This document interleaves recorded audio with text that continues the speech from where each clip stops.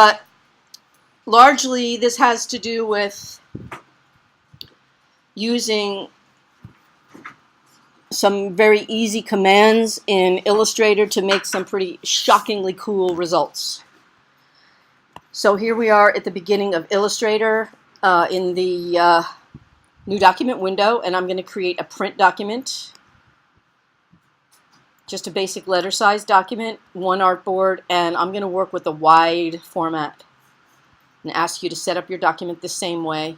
Remember, this is a good place if you're thinking about it to change your units of measure from points or something else to the one you want, which for me in this case is inches.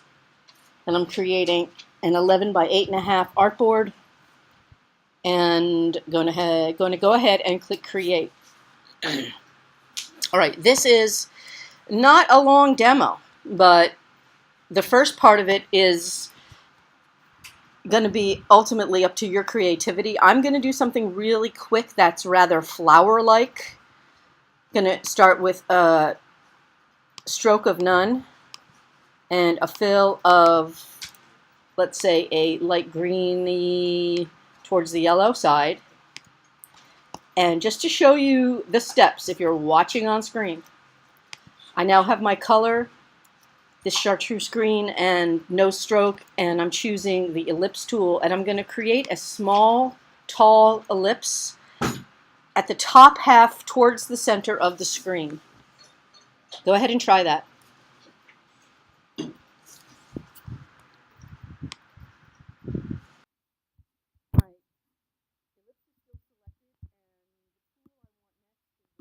Tool, with the rotate tool selected, I'm going to press the option key and click somewhere below the ellipse to open the rotate dialog box. Option, click, opens the rotate dialog box if I have the rotate tool selected. Next thing I want to do is just do a rotation, something that's evenly divisible into 360, which is the number of degrees in a perfect circle. So I'm going to type here 36 and also click this button that says copy. Now I have two ellipses.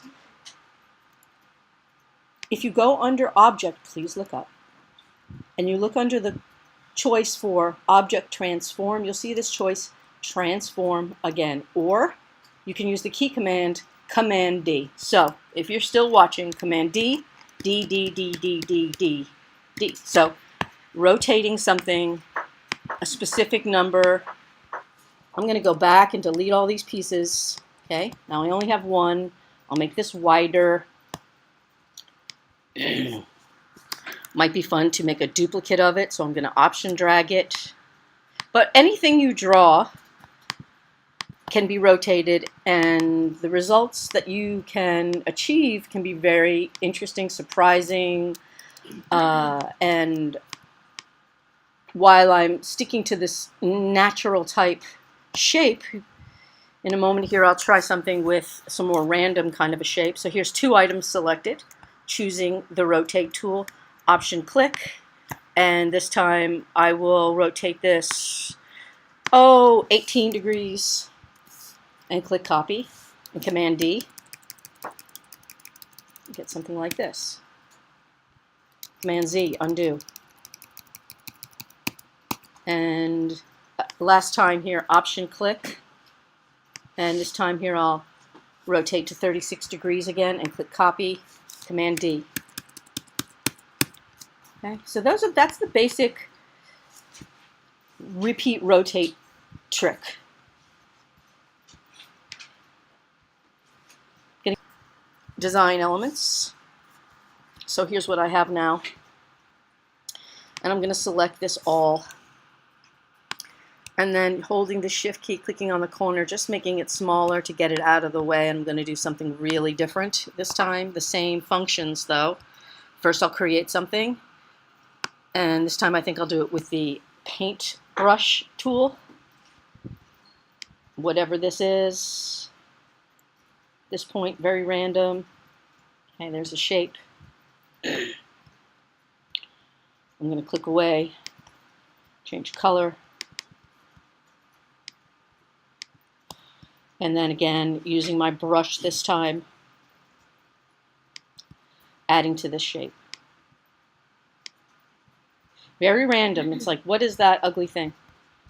All right, next, I'm going to use the regular selection tool to make a marquee selection around this shape. You could move it, obviously. You could resize it. And then here again, Option click somewhere underneath it. I'm going to use that same 36 degrees and Command D. And I get something kind of fascinating. Very snowflake-like. What? All right, I'm going to pause one. So sometimes if I'm just sitting around and watching some boring TV with someone who thinks it's really interesting, I will play on my computer and make different forms like this. So here I'm going to copy this, copy paste, because my option drag is not really working great right now. I probably need to restart my computer. Here I'll make another star, make it smaller. I'll fill it this time.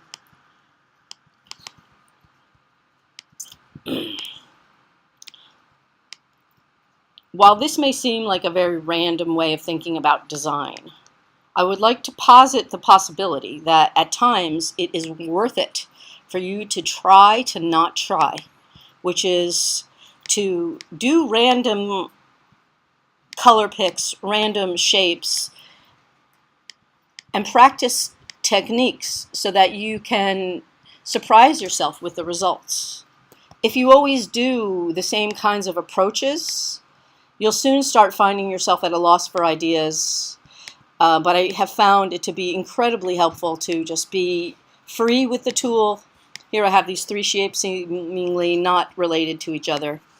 And this time I'm going to make the rotate a lot closer to the shapes. Instead of having a larger hole for the center here, I'm going to go Option click and copy and Command D.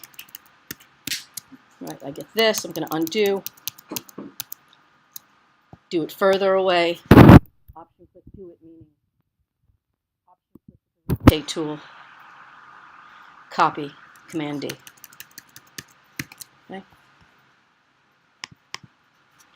So whether it is geometric shapes or more random shapes that you create, okay, it's a very great, interesting way to break your patterns. Choose colors you don't normally choose to get yourself moving and out of your general way of working. I see a lot of times at the beginning students struggling with trying to come up with ideas. So if you let yourself do some experimentation, just a little every day, you'll learn a lot of things about the program and about your own design process. So here I'm going to do the last one, Option click, and it could be 72 degrees, it could be anything divisible by 360, 10 degrees, 18, 9. I tend to like the higher numbers, 36, 72. So I'm sticking with 36 for this whole demo. Clicking copy, Command D, Command D. All right, folks, I'll give you a couple more minutes just to play with that and ask questions, and I'd like to show you one more technique. Would you be able to add this as a symbol?